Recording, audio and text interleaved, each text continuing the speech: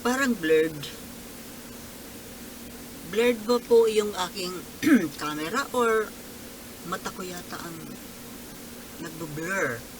Anyway, magandang gabi po muli mga katribo. Ito po ang inyong Sultana. Ito po uli ang pag-uusapan natin, Kasi, ito pong usapin tungkol sa West Philippine Sea ay parang ayoko po kasing bitawan Dahil sa ngayong panahon, siguro ito po ang pinaka-importante. Ito ang pinaka-importanteng issue, very critical sa history ng ating bansa. Naniwala kayo, mga katribo? Ngayon, nakakapag-alala, nakakatakot, kasi hindi po lahat ng Pilipino ay iisa ang kaisipan, prinsipyo tungkol sa usaping ito. Yun po ang parte na nakakalungkot. Ang ibang bansa, like Vietnam, ang Vietnam po ay napaka-nationalistic nilang tao. At napakatapang. Kapag tungkol sa kanilang bansa, sa kanilang teritoryo, handa po silang mamatay at talagang ipaglalaban nila. Isa pa, yung Israel. Ito pong dalawang ito, Israel, Vietnam, Japan. Ito po yung mga bansa na pagdating po sa mga usaping ganito, mga territorial claims, territorial integrity, bilib po ako sa mga bansang ito. Pero dito sa atin, ito po ang nakakalungkot. Kasi, sayang lang po yung ating pambansang awit, kung aawitin mo.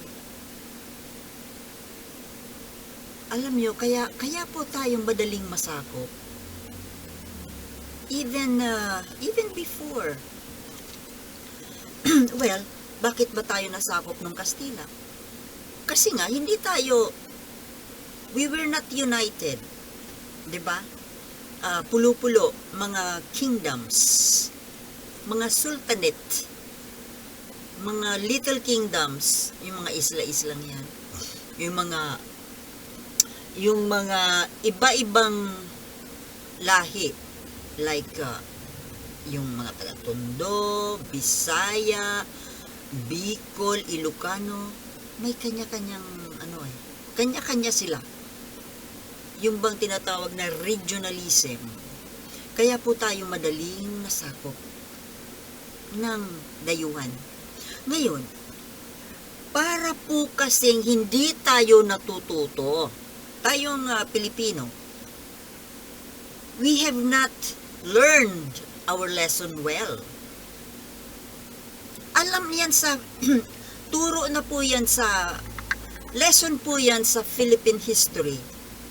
Yung dahilan kung bakit po madali tayong nasakop ng Kastila. Dahil nga dyan sa regionalism. Imbis na united, yung ibang mga kingdoms, kumampi pa sa Kastila, at magkasama pa sila, magkasabwat pa sila na lulusubin yung ibang mga kaharian. Yung mga kalaban nilang kaharian. Kaya doon po tayo isa-isang bawat, kaya yun po ang mahirap kapag walang unity. Hindi pa uso yung unity noong panahon. Kaya yun po ang nakita na malaking factor noong Kastila. Now, dumating during the American regime, parang medyo natuto ng konti yung mga Pilipino, nag-unite na sila. But then, dahil mas superior yung Amerikano, At tayo ay kagagaling lang sa, kumbaga, nandoon yung, nawala na naman sa isip ko. Yung pagod ba? Ano nga ba yun? Mamaya maalala ko yun. Yung fatigue. Fatigue pala. Yung fighting fatigue ba? Kaya medyo, although, dahil kagagaling lang sa gera, nandoon pa rin yung fighting mode. Pero, kumbaga, later, dahil masyadong superior, yung Amerikano, yung puwersa ng Amerikano, compared to Spain, na during those times, kaya madaling natalo ng Pilipino, ng mga revolusyonaryo, yung mga Kastila, ay dahil mahina na sila noon. Bagsak na yung Spanish Empire. Ngayon, nung dumating na naman ang mga Hapon, ano na naman po ang nangyari? 'Di ba? Doon nga yung mga Makapili, mga Makabebe. Ay, yung Makabebe pala, nung American period pala yun. Yun yung mga traidor. Diyan sa Makabebe, Pampanga, yung grupo ng, grupo yun ng nabayaran. Nabayaran sila ng mga Amerikano para mag-traidor. Ituro yung kinaroroonan ni Aguinaldo na nagtatago. So yun. Kapag hindi po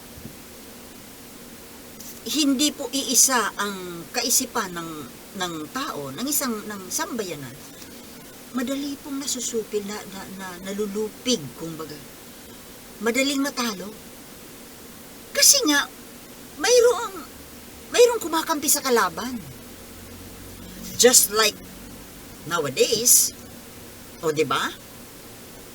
Hindi po united sa ngayon ang mga Pilipino. Mayroong Makapilipino, fortunately, mas malaking percentage din naman yung mga pro-Pilipino. Pro-Pilipino na pro-US. When you're pro-US nowadays, this time, you're pro-Filipino. Dahil ang pinaglalaban po natin, kaya tayo nakikipag-alyansa sa Amerika, ay dahil para ma-preserve natin ang ating Philippine territory. Ngayon, mayroon din naman pong mga, we cannot say modern, kasi modern period was began during the 17th century. So it's not modern, but paano ba natin tawagin yan? Millennial kaya. 21st century Filipino Makapili. How about that? Mga millennial. Millennial, mga bata, pero ito ibig sabihin, kasi ngayon nangyari, ng 21st century. Tumatawag yung kapatid ko.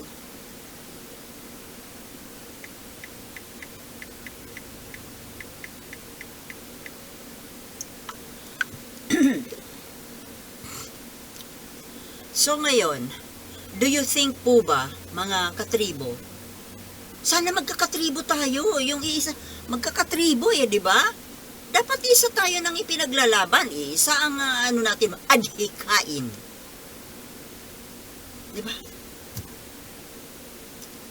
Marami po sa atin ang 21st century makapili at makabebe. Ano po ang ginawa sa mga makapili at makabebe during the American period and during the Second World War? After the war, anong ginawa doon sa mga makapili at makabebe, mga traidor sa bayan? What do you think? Anong dapat nating gawin sa mga 21st century makapili na to? Alam mo, very moment, kung ako lang ang masusunod, ay, paghuhulihin ko ang mga to. Ikukulong ko ang mga to. Kagaya nung ginawa ni Apulakay kay Ninoy at doon sa mga komunista. Diba? Kasi mga traitor sila eh. Gusto nilang pabagsakin ang gobyerno. Parehas din po sa nangyayari ngayon. Bakit sila kumakampi sa China? Para, ano ba sila? Hindi ba nila, are they not aware na mayroong plano sa atin ang China? Bakit? Ano sila? Itong mga pro-China na ito? Mga bobo ba sila? Hindi ba nila alam? Hindi ba nila nakikita kung ano ang intensyon, ang evil intention, maitim na balak sa atin, sa bansa natin, nitong Inchik? Imposible po na hindi nila alam yan. Kaso nakikipaglaro sila, nakikipag-alyansa. Na later on, masasako po tayo ng China dahil sa ginagawa nila. Mayroon pong virus sa loob ng ating lipunan. They are the virus. Viruses. Actually, ang plural form ng virus is viri. Kaso, hindi masyado ginagamit yan. Viruses. Actually, wala namang viruses. Viri talaga yun. Ngayon, yung sa title ko po, title ng ating video, ay kung sino ang, sa issue ng West Philippine Sea, at this point, sino ang Pilipino? I mean, sino ang tunay na Pilipino at sino ang hindi? Ito po, itong content na ito, there will be several series po ito. Ngayon, ang pag-usapan po natin ay yung pinaka-top. From the top. Kasi hindi po natin matitake up ng isahan. At saka i-research ko pa po yung mga ibang nakikilala natin na mga anti-Pilipino. Anti-America, anti-Pilipino. Ngayon po, pag-usapan natin yung top brass. Yung Pangulo. Yung dating Pangulong Duterte. Alam natin na ito ay isang makapili. Hindi na makapili, maka-China. Dahil nung siya yung Pangulo, bahag buntot niya sa China. Sa harap ng China, naduwag po siya. Or, naisip ko, naduwag ba siya o naging gahaman lang? Gahaman sa pira? Dito tayo sa China. Maraming pira dito. Mukhang pira. Sino ba ang mukhang pira?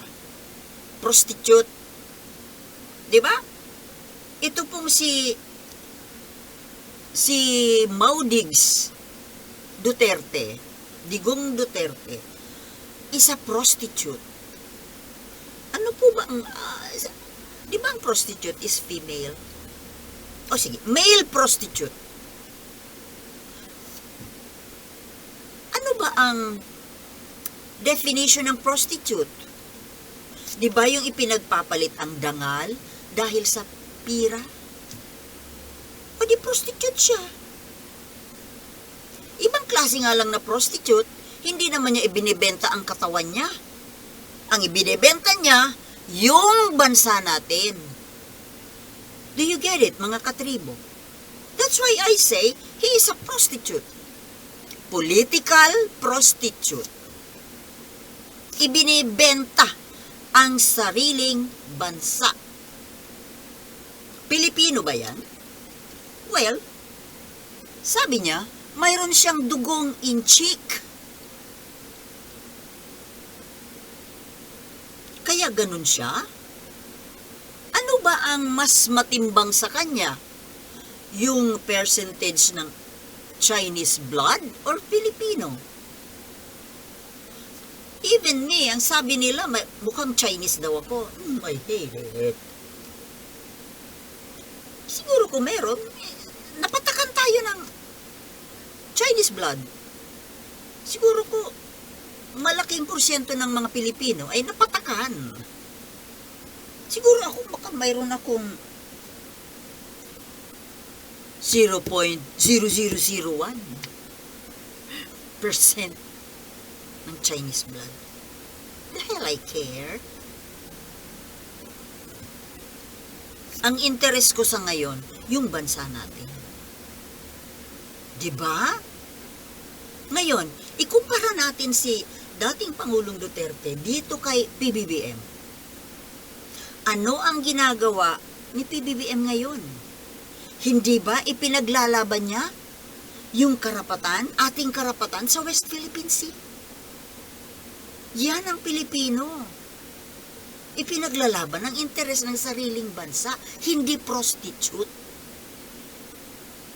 Tapos ang dami dyan ng mga bumabatikos pa rin kay BBM.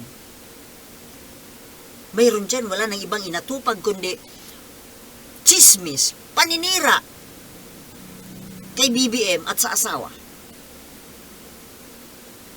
Sabi naman dyan nung isang viewer basher ko, yun daw na when you enter politics, you become public property. Okay, I agree, parang artista. Kaya, marapat lang daw na batikusin. Well, Madam Basher, kailan ba nangyari itong mga nakakahiyang personal issues nitong mag-asawa? Di ba noong panahon pa, they were not yet politicians. Ngayon pa lang sila politiko. Ngayon, nowadays. Kaya siguro naman marapat lang na kung mayroon silang ginawang mga nakakahiya during this their tenure, baka doon lang tayo pwedeng bumatikos ng mga personal, too personal chismis. Hindi yung noong panahon. Kahit ako, say for example lang na maging example lang na maluklok din ako, hindi ninyo karapatan na kalkalin kung ano man ang dark past ko, because that is already past. Pakialaman ninyo yung present ko, kung kailan ako nakaupo, nakaluklok. Ganon dapat yun. Kaya itong bumabatikos na ito na sikat na vlogger na ito, wala nang iba, kaya ayoko na manood kasi wala nang ibang ginawa, puro chismis, puro paninira. Bumisita kayo sa channel nito, ng mga ito, wala man lang silang binabanggit tungkol sa West Philippine Sea issue. Puro paninira sa pagkatao. Wala namang pakialam. Walang pakialam sa kung anong nangyayari na mas critical, mas importanteng pangyayari sa bansa natin. Ito nga po na halos ginigera na tayo. Kung sa bagay, hindi ako magtataka. Hindi naman kasi sila Pilipino eh. Hindi na sila Pilipino. Mayroon na silang ibang allegiance. Mayroon na silang ibang daladalang bandila, kumbaga. Kaya kung ano man mangyari sa atin, Philippine Sea, who cares? Care ko ba? Yun ang ano nila. Nanggugulo lang. Pilit lang na ginugulo. Magulo na nga tayo, magulo na ang bansa natin. Lalo pang ginugulo. Hindi nakakatulong. Hindi nakakatulong. Nakakagulo. Kung talagang itong mga taong ito ay may dugong Pilipino naman sila, kung talagang kayo ay Pilipino, magkaroon naman sana kayo ng stand tungkol dito sa pang-aapi ng China. Hindi yung puro chismis. Ngayon, ngayon, sa level ng presidente, sino yung mas Pilipino at sino yung mas matapang? Si Digong? Or si Bonget? Oh, si Bonget, nagpahayag na po na babawiin ang Scarborough. Actually, Mr. President, hindi lang Scarborough Shoal. Lahat ng mga isla sa loob ng ating teritoryo na sinakop, inagaw ng ibang bansa. What do I mean? Hindi lang West Philippine Sea. How about Sabah? Kaya lang, hindi naman natin pwedeng pagsabay-sabayin, di ba? One at a time. One at a time, baby. Isa-isa lang. Pwede namang gawin yan eh. Mababawi yan kung gugustuhin. Nandiyan ang tulong ng mga kaalyado. Magpalakas tayo ng ating puwersa. Isa-isa lang. Oh, Scarborough Shoal. Bakit ko ba ito sinasabi? Hindi ko dapat kinukwento. Baka marinig ng mga itchik. Well, hindi naman nila ako maririnig. Hindi naman ako sikat eh. Diba? Tayo-tayo lang nag-uusap dito, mga katribo. Diba? Oh, ang galing ni BBM, diba? Mas matapang. Ito ang may balls. Itong dating presidente nyo, kung sino man kayo na makadigong, ang balls po niya ay bugok. Bugok na balls. Balut Penoy. Walang binatbat. Walang K na maging presidente. Kaya pwede ba kayong mga followers ni Digong, wag nyo na nga yung ipinopromote nyo pa na maging senador? Anong gagawin niya dyan sa Senado? Para palakasin yung ng anak niya na maging Pangulo? My goodness, yan ang susunod po nating tatalakayan. Mababa po tayo. Presidential? Ang sa senador? Yan ang may balls na Pangulo. Hindi lang kumikibo, tahimik, ngiti-ngiti lang. Weak looking. Hindi naman talaga weak. Ang weak po ay yung nagmumura ng mga leader ng ibang bansa, nagmumura ng mga papatayin ko kayo, hanggang banta lang naman. Tatapusin ko ang droga sa loob ng 6 months. Nasaan? Natapos ang 6 years? Asan? Nakisali ka pa nga ata. Nakisali pa kayo sa drug trade. Baka, I cannot say na sumali talaga kayo kasi hindi ko naman nakita eh. Baka, I feel, I believe, sumali ka. Kayo. I believe. I don't say, I saw. Kasi hindi ko nakita. Nandito lang sa lungga ko eh. But I firmly believe nakatodo kayo dyan. Even up to now, maybe, ang hilig lang magmura, ang hilig magbanta, ang hilig magyabang, magji-jet ski ako, itatanim ko ang Philippine flag sa West Philippine Sea. Saan ba yun? Spratlys, Pag-asa. Ano nangyari? Anong Philippine flag ang itinanim mo doon? Hinayaan mo si China na magtayo ng artificial island at gumawa ng military bases sa loob ng ating teritoryo. Ganun po ang ginawa nitong tapang-tapangan na Pangulong ito. Hanggang mura lang naman eh.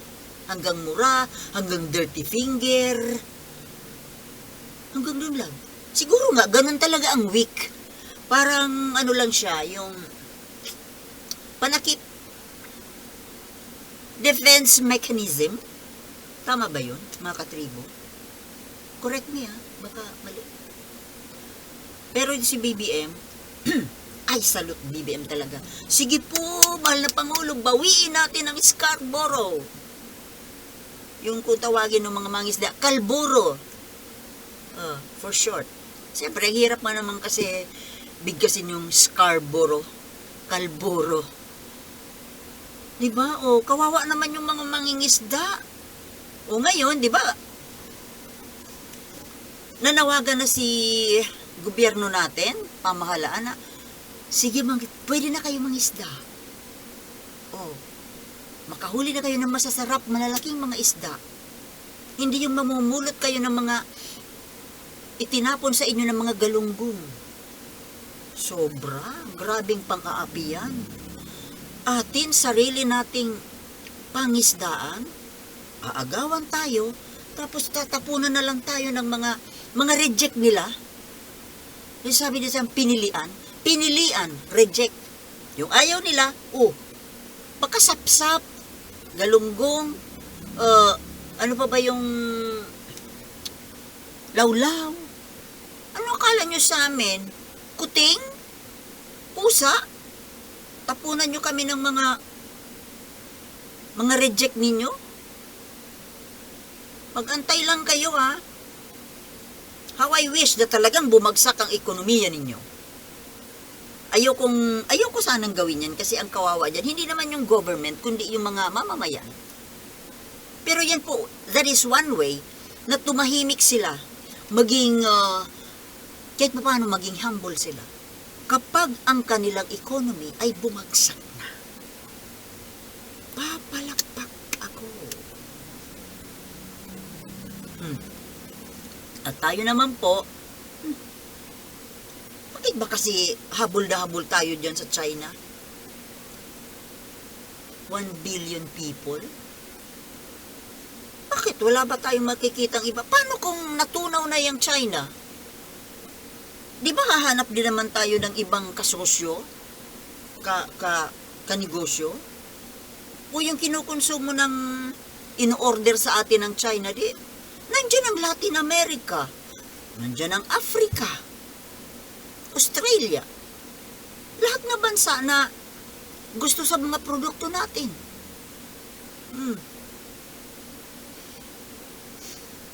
Napakagandang balita po ito na yan talaga kahit ako, yun talaga ang... Pero kung alam nyo, kung hindi si BBM ang presidente, hahayaan na lang yan, ubusin ng China yung mga teritoryo, mga isla natin. But under BBM, at sana, kung sino man ang papalit kay BBM po, sana pareha na the same thinking, the same principle, the same policy. Sige, mahal na Pangulo, bawiin natin yung Scarborough Shoal. Pag nabawi na natin yan, punta tayo pababa. Yung Mischief Reef, mababawi natin yan kapag ginusto. Patulong tayo sa Israel. Magagaling yung mga Israeli na yan Patulong tayo sa kanila. Mga kamag-anak natin yan Di ba? Anyway, so, tapusin na muna po natin itong sino ang Pilipino sa issue ng West Philippine Sea. Sinong Pilipino, sinong hindi. Presidential level. Okay? Now, dito na po tayo sa ating bonus lesson for the day. So, September 28, 1901. Ito po yung panahon na, ito pong araw na ito, September 28, 1901, nung nilusob ni General Jacob H. Smith. When Jacob Smith invades the province of Samar and carries out his famous, or shall we say, infamous order to burn and kill even children 10 years of age and convert the unfortunate province into a howling wilderness. This is the so-called Balangiga Affair or Balangiga Massacre. Ang nag-umpisa po kasi nito mga Pilipino rin yung mga rebelding Pilipino. Siyempre ayaw natin pa under sa Amerika, kaya ang una na lumusob po, mga Pilipino, mga Samareño. Sila ang unang nagsunog nung mga kubo nung mga Amerikano. Marami silang pinatay. Kaya gumanti si Amerika. Well, wait. Dapat lang yun. Ang ibig sabihin, dapat lang na sunugin natin sila. Palayasin. Kasi hindi na natin kailangan ng isa pang mananakop. Yun po yung ano doon. Ibig sabihin doon. Kaya gumanti po itong si Amerika, itong si General Smith. Kaya po tinawag siya na Howling Smith. Kasi yung howling po nung sinusunog nila yung buong barangay, sinunog, pinatay. Pero hindi natin magandang pag-usapan kasi tumutulong sa atin ngayon ng Amerika. Baka nagsisisi na rin sila. Yung howling po, yung naririnig yung mga tao na humahagulgul, nag-howling, like howling hyenas. So, yun po ang ating lesson for today. Ngayon pong araw na itong September 28, 1901. Ito po yung Balangiga Massacre. So, hanggang dito na lang po muna. Ang haba-haba na po nito at baka wala na nang nakikinig sa akin. Bahala kayo. Mayroon akong libreng history, lectures on history. So, hanggang dito na lamang po at ito po ang inyong lingkod, Sultana de Manila. Nagbabati ng magandang gabi, Pilipinas. Thank you very much for watching and see you guys in my next vlog. Okay? Peace.